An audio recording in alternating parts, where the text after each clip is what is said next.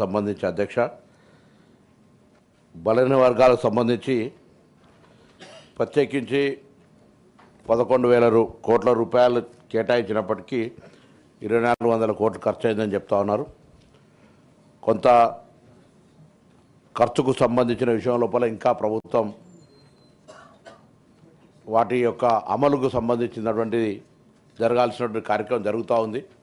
ఇది కాక వారు 2-3 ప్రశ్నల్ని వారు మాట్లాడినారు. ఉదాహరణకు విదేశీ విద్యకు సంబంధించి గతంలో ప్రభుత్వం 300 మందికి మాత్రమే ఇస్తూ ఉండే, ఇప్పుడు దాన్ని 700కు పెంచి గత సీజన్ నుంచి 700కు గౌరవ ఉప ముఖ్యమంత్రి గారు ప్రత్యేక చొరవ తీసుకొని ముఖ్యమంత్రి గారితో మాట్లాడి అందులో పిసిసి మా ఎమ్మెల్సీ మహేష్ కుమార్ గౌడ్ గారు మిగతా క్యాబినెట్ అంతా కూడా మద్దతు ఇవ్వడంతో విదేశీ విద్య ఒక పెట్టుబడి బలైన వర్గాలకు సంబంధించి విదేశాల్లో ఉన్నత విద్యను అభ్యసించుకొని చాలా బాగుపడతాయి కుటుంబాలు అనేటువంటి ఆలోచనతోటి 300ని డబల్ కంటే ఎక్కువగా 700కు చేయడం జరిగిందనే మాట వారికి గౌరవ సభ్యులకు తెలియజేస్తాను. అదేవిధంగా ఎడ్యుకేషన్ సంబంధించి ఇంటిగ్రేటెడ్ ఈరోజు దాదాపు 100 నియోజకవర్గాల్లో 200 కోట్ల రూపాయలతోటి ఇంటిగ్రేటెడ్ హాస్టల్స్ గురుకులాలు నిర్మాణం అవుతున్నాయి అధ్యక్ష.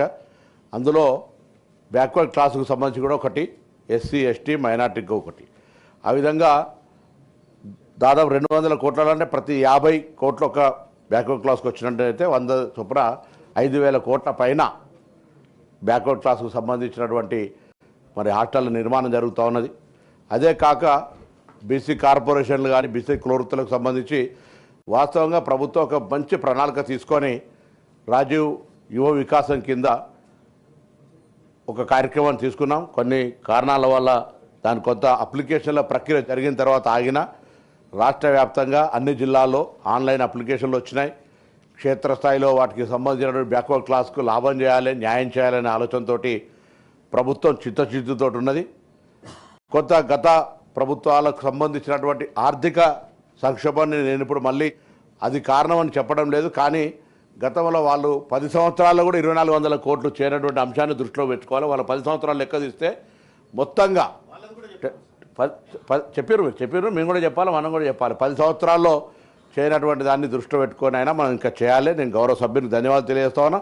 మొన్న కూడా సభలో మనకు చర్చ వచ్చిన రోజు తప్పకుండా తమరికి విజ్ఞప్తి చేసినాం. గౌరవ కౌన్సిల్ చైర్మన్గా ఒకసారి అటు గౌరవ ఉప ముఖ్యమంత్రి గారు కూడా విజ్ఞప్తి చేసినాం. ప్రభుత్వం తరఫునే తొందరలోనే ఒక బలహీన వర్గాల ప్రజాప్రతినిధులు సమావేశం ఏర్పాటు చేసి అందులో తీసుకోవాల్సినటువంటి చర్యలు, కేటాయించబడ్డ బడ్జెటు, ఖర్చు అవుతున్నటువంటి పద్ధతి, ఇంకా ఖర్చు చేయాల్సినటువంటి అవసరాలు, ఇంకా తీసుకోవాల్సినటువంటి కార్యాచరణకు సంబంధించి తప్పకుండా ఒక ప్రణాళిక తీసుకుంటాం. నేను మళ్ళొక్కసారి కూడా చెప్తా ఉన్నా, నేను ఒక బేసికల్లీ కాంగ్రెస్ పార్టీ సామాజిక న్యాయానికి ఛాంపియన్. సామాజిక న్యాయానికి సంబంధించినటువంటి విధానం ప్రభుత్వంలో ఇంక్లూజివ్నెస్గా మాది పార్ట్ ఆఫ్ పార్షల్గా మేము తీసుకొని పోతాం.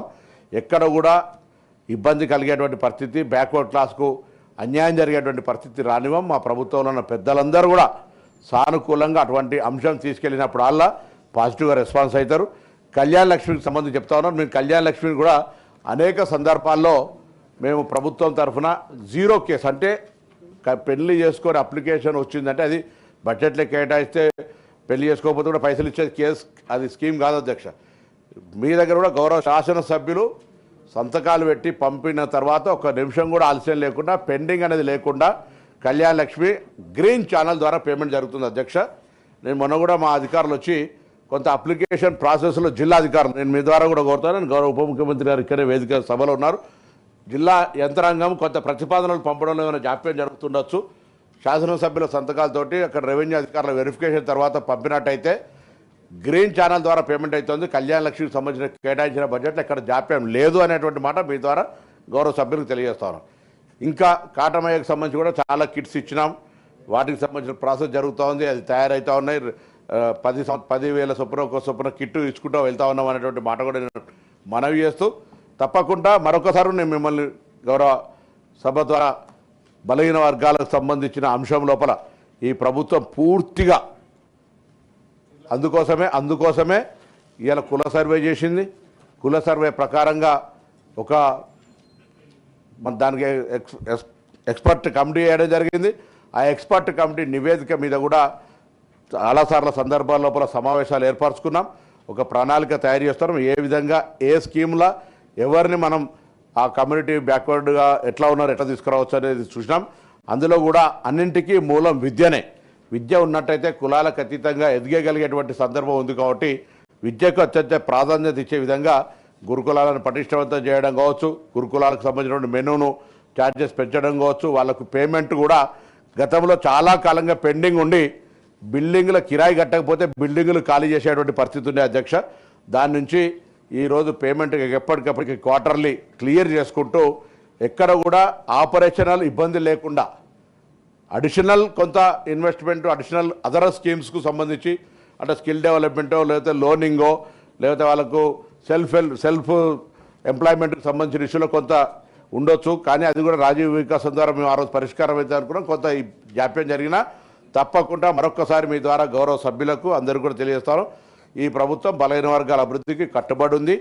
దానికి సంబంధించి త్వరలోనే ఒక బలహీన వర్గాల ప్రజల సమావేశం ఏర్పాటు చేస్తాం. ప్రభుత్వం పక్షాన తప్పకుండా ఒక దిశానిర్దేశం తీసుకొని భవిష్యత్తు కార్యాచరణ తీసుకొని దానికి అనుగుణంగా ఇప్పుడు కేటాయించిన బడ్జెట్లో ఖర్చు, రాబోయే బడ్జెట్లో కేటాయించడానికి తీసుకోవాల్సిన చర్యలకు సంబంధించి కూడా తప్పకుండా గౌరవ సభ్యుల సలహా సూచనలు తీసుకొని ముందుకు పోతాం. ఎక్కడ కూడా ఏ అంశం లోపల కూడా అటు హాస్టల్స్కి సంబంధించినటువంటి ఫుడ్ కాంప్రమైజ్ కాకుండా ఎప్పటికప్పుడు పర్యవేక్షణ జరుగుతోంది. మిగతా అన్ని పేమెంట్స్ ఇష్యూల కూడా గౌరవ ఉప ముఖ్యమంత్రి గారి సహకారంతో ఎక్కడ ఇబ్బంది లేకుండా ముందుకు పోయే విధంగా ఎస్సీ ఎస్టీ బీసీ మైనార్టీ వెల్ఫేర్కు సంబంధించిన విషయం లోపల స్పెషల్ కన్సన్ట్రేషన్ ఉంది అనేటువంటి మాట కూడా సందర్భంగా సభ్యులకు తెలియజేస్తాను.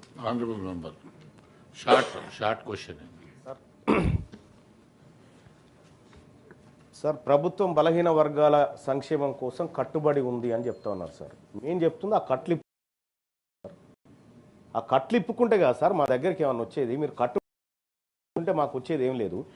మంత్రి గారు దయచేసి మీరు చెప్పండి సార్, ఈ లెక్కలు చూసిన తర్వాత మీకు ఏమైనా గుండె తరక్కపోతలేదా సార్? ఈ బడ్జెట్లో బీసీలకు పెట్టిన లెక్కలు చూసిన తర్వాత గుండె తరక్కపోతలేదా సార్?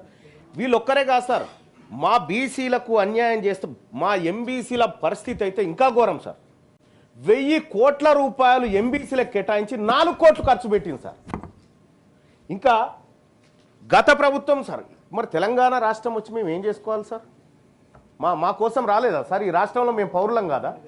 100కి 56.33% ఉన్నారు బీసీలని ఈ రాష్ట్ర ప్రభుత్వం మాకు లెక్క చెప్పినప్పుడు మరి మా బడ్జెట్ ఏది, మా ఖర్చు ఏది, మా లెక్క ఏది సార్? ఒక్కసారి సార్ 2014-15 నుంచి సార్ తెలంగాణ రాష్ట్రం వచ్చినప్పటి నుంచి జరిగిన మోసం 2 ముచ్చట్లు చెప్తాను సార్. 2014-15లో సార్ 4311 కోట్ల రూపాయలు కేటాయించారు సార్. ఖర్చు చేసింది 1090 కోట్లు. దాంట్లో సార్ దాదాపుగా ఒక 74.7% నిధులు మిగిల్చుకున్నారు సార్. దాంట్లో కూడా ఇక 2015-16లో సార్ 78% నిధులు మిగిల్చుకున్నారు సార్. ఖర్చు పెట్టలే. కేవలం 4897 కోట్లు కేటాయిస్తే 1073 కోట్లు ఖర్చు చేసిరు సార్. 3823 కోట్ల రూపాయలు మిగిల్చుకుంది సార్ గవర్నమెంట్ బీసీలది. అలాగే 2016-17లో సార్ 4622 కోట్ల రూపాయలు బీసీ సంక్షేమం కోసం కేటాయించి 1930 కోట్ల రూపాయలు మిగిల్చుకుంది సార్. అంటే 41% నిధులను మిగిల్చుకుంది గవర్నమెంట్ అప్పట్లో. 2017-18లో సార్ 5070 కోట్ల రూపాయలు బీసీల సంక్షేమం కోసం మేము ఖర్చు పెడతామని బడ్జెట్లో పెట్టి 2204 కోట్ల రూపాయలు మిగిల్చుకుంది సార్ మా సొమ్ము గవర్నమెంట్.